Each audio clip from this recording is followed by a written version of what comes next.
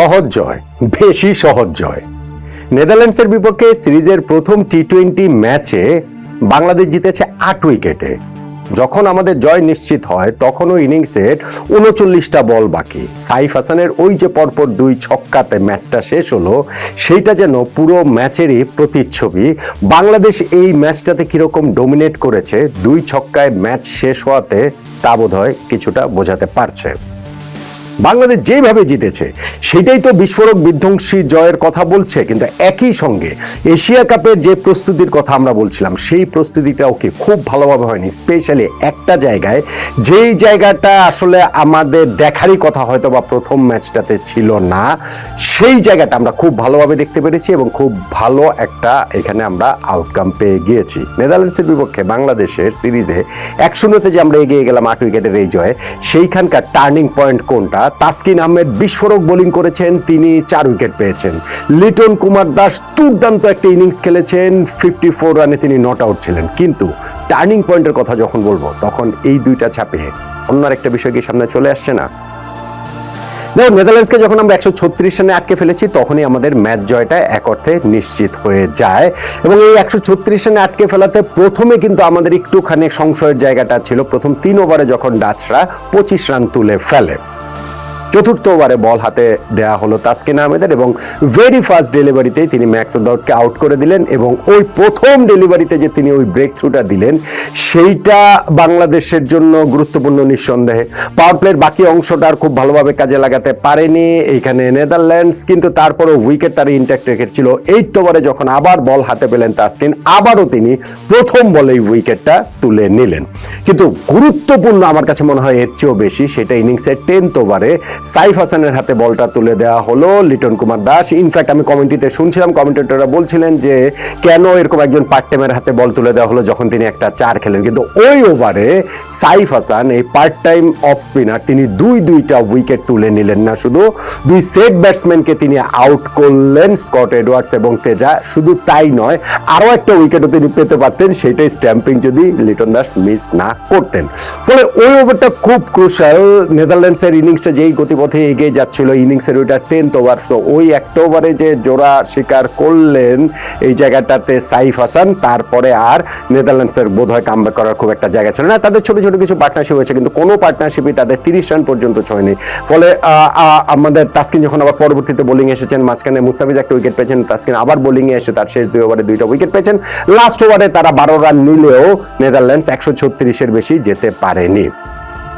এখন সিলেটে যে উইকেটে খেলা হয়েছে, উইকেট যে আসলে টি-20-র জন্য ফ্যান্টাস্টিক উইকেট, বা আমরা এশিয়া কাপে গিয়ে এরকম উইকেটেই খেলবো তা হয়তো নয়, এটা 200 রানের উইকেটটা। কিন্তু সার্টেনলি এটা বাংলাদেশ যদি আগে ব্যাটিং করতাম, আমরা টস জিতে প্রতিপক্ষকে আগে ব্যাটিং পাঠিয়েছি, কিন্তু আমরা যদি আগে ব্যাটিং করতাম সার্টেনলি এটা আমরা 170-180 টার্গেট করেই ব্যাটিং করতাম। সেইখানটাতে যখন নেদারল্যান্ডসকে 136 রানে আটকে রেখেছি, বাংলাদেশি জয়ের জন্য ফেভারিট। আর তা বোঝানোর জন্য আমি তো আমাদের ইনিংসের শেষ 2টা বলের কথা বললাম, যেখানে ম্যাচেরই শেষ 2টা বল বলতে পারেন, ম্যাচ শেষ হয়ে গেছে, সাইফ হাসান যে 2 ছক্কায় শেষ করলেন। আমাদের ইনিংসের প্রথম 3টা বলও কিন্তু ওই একই রকম বার্তাই আসলে ঘোষণা করছিল।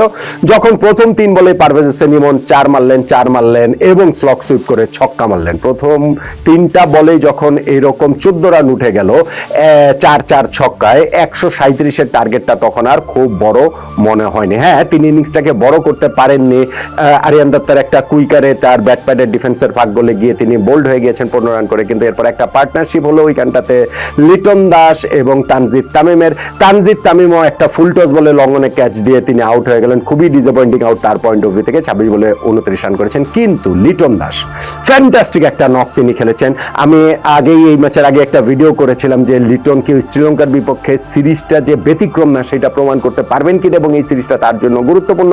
যেহেতু লাস্ট সিরিজটাতে লিটন পাকিস্তানের বিপক্ষে আমরা সিরিজ জিতেছি বটে, তবে 3টা ম্যাচ মিলে লিটন দাস মাত্র 17 রান করেছিলেন, 1 রান 8 রানে আউট হয়েছেন। সেই লিটন আজকে 26 বলে 50 করেছেন, 29 বলে 54 রান করে তিনি নট আউট ছিলেন।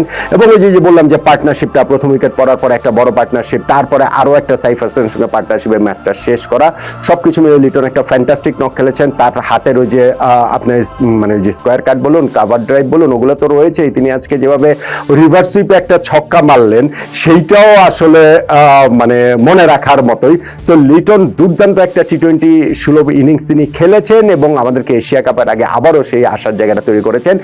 আর সাইফ হাসান, শুরুতে আমি যে বলছিলাম যে এশিয়া কাপে আমাদের এক্সপেরিমেন্টের যে ব্যাপারগুলো রয়েছে, আমাদের টিম কম্বিনেশন দেখে নেওয়ার যে ব্যাপারগুলো রয়েছে, সেইটা হয়তো হতোই না যদি প্রথম ম্যাচটাতে অন্তত পক্ষে শামীম পাটোয়ারি সুস্থ থাকলে। শামীম পাটোয়ারি সুস্থ নেই বলেই একাদশে সাইফ হাসান এসেছেন এবং তিনি বল হাতে, আমি বললাম যে ওই যে একই ওভারে জোড়া উইকেট নিয়ে একটা দুর্দান্ত মানে ওই রোলটা প্লে করেছেন, ওখানে কন্ট্রিবিউট করেছেন।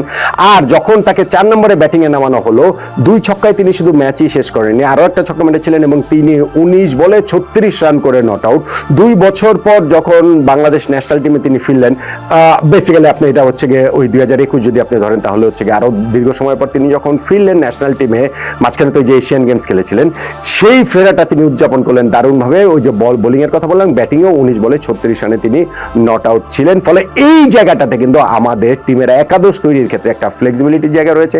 নেক্সট ম্যাচে যদি টিম ম্যানেজমেন্টের জন্য এটা একটা মধুর সমস্যা, নেক্সট ম্যাচে শামীম পাটোয়ারি যদি আবার খেলার মতো ফিট হয়ে উঠতে পারেন, তাহলে সাইফ হাসানকে কিভাবে একাদশে অ্যাকোমোডেট করবে। আই এম শিওর যে captain Liton Das, coach Phil Simmons, তারা এই মধুর সমস্যাতে পড়তে চান, পারফর্মারদের নিয়েই তারা সমস্যায় পড়তে চান। সো সাইফ হাসানের কামব্যাকটা স্পেকটেকুলার একটা কামব্যাক হয়েছে ইন্টারন্যাশনাল ক্রিকেটে। এইরকম জিনিসটাই আমরা আসলে এক্সপেক্ট করি আমাদের ক্রিকেটাররা যখন আবার ন্যাশনাল টিমে নতুন করে সুযোগ পাবেন। তো এই ম্যাচটাতে টার্নিং পয়েন্টের কথা বলছিলাম, সেটা কোনটা? তাসকিন বোলিং এ সেই ফার্স্ট বলটাতে ব্রেক থ্রু দিয়েছেন, আবার তাকে যখন বোলিং স্পেলে আনা হয়েছে প্রথম বলটাতে ব্রেক থ্রু দিয়েছেন কিংবা 4 উইকেট পেয়েছেন, সেইটাকে ছাপিয়ে লিটন দাস যে এরকম একটা অসাধারণ ইনিংস খেলছেন সেইটাকে ছাপিয়ে, ইনফ্যাক্ট আমি সাইফ হাসানের ব্যাটিং ইনিংস কিংবা 2 বলে 2 ছক্কাতে যে ম্যাচ শেষ করা, কিংবা আমাদের পারভেজ হোসেন ইমনের ইনিংসের প্রথম 3 বলে 4-4-6 মারা, এই সবকিছু ছাপিয়ে আমার কাছে টার্নিং পয়েন্ট হচ্ছে সাইফ হাসানের 1 ওভারে 2টা উইকেট শিকার করা। ওইটা আমি মনে করি যে নেদারল্যান্ডসের স্কোরটা 160 যে অন্তত পক্ষে আর হচ্ছে না, সেইটা নিয়ে এনশিওর করে ফেলেছে। অবশ্য আমরা যেভাবে ব্যাটিং করেছি, আমরা যেভাবে 39 বল আগে জিতে গেছে, তাতে 160-170 হলেও বাংলাদেশ এই ম্যাচটা জিতে যেত বলে মনে হয়। বাট স্টিল তারপরেও তো স্কোরবোর্ডে রানের তো একটা প্রেশার আছে, সেই প্রেশারটা পড়তে যে দেয়নি বাংলাদেশ, সেইখানে আমাদের বোলার ফিল্ডারদের ডেফিনেটলি অবদান রয়েছে। সাইফ হাসানের যে 2টা উইকেটের কথা বললাম, সেইখানটাতেই জাকের আলী অনেক কি অসাধারণ একটা ক্যাচ ধরলেন তিনি ফাইন লেগে। তাওহিদ হৃদয় মিড উইকেট একটা দুর্দান্ত ক্যাচ ধরেছেন। সেই বোলার ফিল্ডার অন্য সবারই অবদান রয়েছে, কিন্তু সাইফ হাসানের ওই একটা ওভারে 2টা উইকেট নেওয়াটাতে মোমেন্টাম পুরোপুরি আমার দিকে চলে এসেছে।